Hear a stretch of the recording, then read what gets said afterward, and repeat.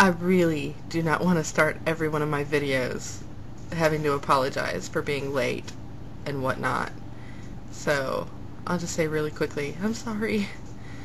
At the end of my vacation trip, near the end of my vacation trip, the week before, several tragic and or nearly tragic things happened, and things got a little crazy, so I am really sorry, but I did not have the energy on that Tuesday to record, and things are better now. Everybody's okay. I'm here, and it's Thursday, I believe, which means that tomorrow Julie will have a video too, so it'll be a CraftBorg extravaganza. Yay! And before I sat down for this, I would have said, well, I didn't have a lot of time to craft or whatnot, but I'm looking around now, and really I actually have done a lot of things, so I'll show you.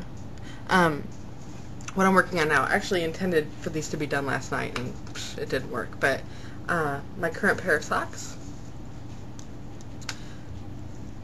nearly done with the second one. I just have to put the ribbing on it. These are lace, so, I mean, when I do lace socks, I kind of like to go ahead and, excuse me for a minute, I like to go ahead and make them sort of short because, you know, they're lace, so I don't intend them to be like this most super warm thing. So I just make them short, and I like them that length anyway. So I'll be done with these soon. These are nanner socks. A lot of you probably have heard about the website called Plurk. It's a microblogging thing, and there's a lot of knitters on there, and Wendy Johnson of Wendy Knits fame released this pattern to Plurk exclusively. I'm not sure it's still exclusive to Plurk, but when she put it out, she sent it to the people that she was friends with on Plurk, which is awesome. And they're called nanner socks because, well, they kind of look like nanners. Bananas. But there's an icon on Plurk that is like a little dancing banana, and it's cute, and everybody loves it. So, nanner socks. I'm really excited about those, and I'm really hurrying to get them done because on Ravelry, there's a group called Ravelympics 2008. It's going to be a lot like Stephanie Pro McPhee's Knitting Olympics from the previous Winter Olympics time, and it's going to work a lot of the same way, where you cast on at the beginning the lighting of the torch and work on your project through the end of the Olympics. It's going to be really cool because, you know, on Ravelry there's a bazillion people, and they've got it organized now where there's a bunch of different events, and my event is going to be just plain socks. I really, you know, it's not a challenge for me, so I feel like I'm cheating, but I leave for my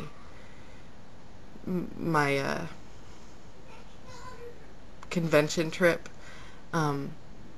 next Wednesday night or Tuesday morning, and so I'm going to be gone for a lot of the days at this convention, a Harry Potter convention, when the Olympics start. So my plan is to knit plain socks, and my yarn is a stripy Gryffindor colored yarn, so I think it'll be appropriate because it's a Harry Potter convention, and I'll be hopefully walking around with these socks and knitting them the whole time I'm at the convention, so it'll work. And you know, because I make them short like this normally, I'll just go ahead and do them toe up, and you know, my challenge will be to get them all the way, like knit through the whole skein and not quit early and be lazy like I normally am. So that's my plan. What are your plans? Speaking of socks, I don't know if I've showed this before, but I have been working on this project where I've taken all my sock yarn leftovers and made little granny squares out of all of them, as you can see. And it was supposed to be the world's ugliest granny square blanket, because, I mean, come on, I knit so many different colors of sock yarns that they never match, and, I mean, you know, possibly I could have done a border around all of them that I don't know, tied them together or whatever. But, you know, I've made a whole lot of these, and there's some more laying around here somewhere. And I have enough for maybe a large throw pillow, which I'll probably do. But I'm really kind of getting burnt out on the granny square thing. All the weaving in of ends, and I just felt like, you know, when I had to do one where I'd assemble it eventually, you know, I would have to plan it so that I had a certain amount of granny squares and then assemble them. But then I thought the other night, if I did it from the center out and just did one big granny square, then as I did pairs of socks, I could continuously add on until, I don't know, I'm tired of socks, or I think the blanket's big enough, because I do want it to be really big. So, the other night, not that I needed to start another project, but I was kind of feeling antsy that way, I started this center out granny square blanket thingy, and it's going to be fun and really ugly as well. I think ugly is just going to make it more lovable. It's all me. But I started with this yarn here, was my leftovers from my first pair of socks. And then this next pair, this next color, it's black and green, is my third pair of socks, because my second pair of socks I totally ran out of yarn. Like, I had to add in some extra. And so on. So I'm on to, let's see, 1, 2, 3, 4, I'm on my 5th pair of socks leftovers. And I think I have enough that it's going to be like baby sized or bigger before I'm totally out of my leftovers. So, and then I can just add on when I get done with the next pair of socks, just keep adding it on. So I'm excited about that. Excuse me a second. Excuse me! Enough! I have little yappy dogs. Have I told you about those? Their names are Remus and Ginevra, Harry Potter names, and they're dachshunds, and they need to protect the house when anyone even walks past their door, and we're in an apartment complex, so there's people all the time. It's like, I never have to worry that someone's going to come in my house and murder me, because I'll know the second someone walks in the door, that's for sure. So I'm excited. It's already very comfy. You know, it's a solid type granny square, you know, except for the increases in the corners, so it's very comfy and it'll be nice and warm. Very excited about it. It's going to be so ugly, and maybe it'll be even king size. Yay. Let's see, what else do I have here? Here's something I like.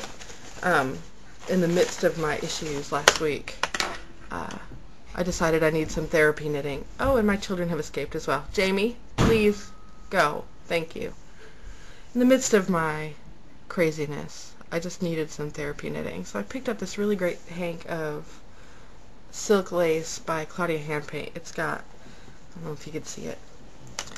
It's not even my colors, but they feel like my colors this week. It's like a dark blue and an eggplant, or maybe berries. I love it. And I love silk, but, you know, I think lace knitting just makes my heart feel good. So I cast on the Diamond Fantasy shawl, and I've got a repeat of my, the second chart already. But it's the most lovely shawl, and it's silk, so I don't even have to pull it out much for you to see it.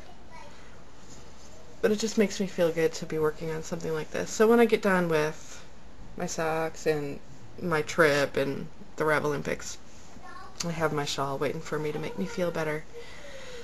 And so